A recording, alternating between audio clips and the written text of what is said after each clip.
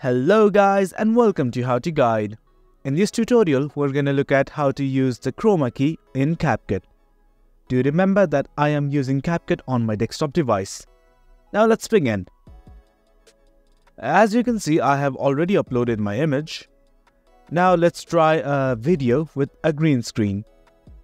Let's go to the library and go to green screen.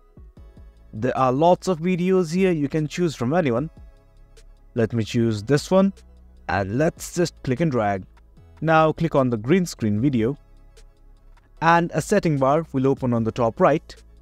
Now on the setting bar, we are initially on the video tab. Let's look at the sub-tabs within the video: basic, cutout, mask and enhance. For now, we need to focus on the cutout section. And here it is guys, here is the Chroma Key. Let's turn it on.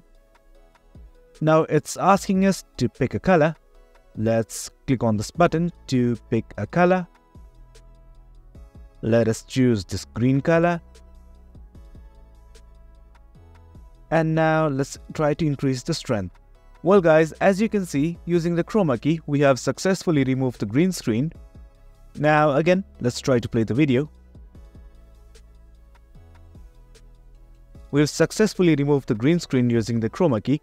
You can try it for other videos as well. Let's try another one.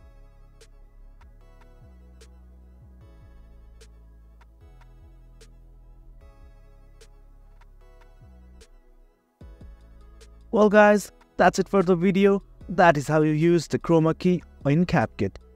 Hope you guys found the video informative, and for more content like this, do remember to hit like, share and subscribe. Thank you.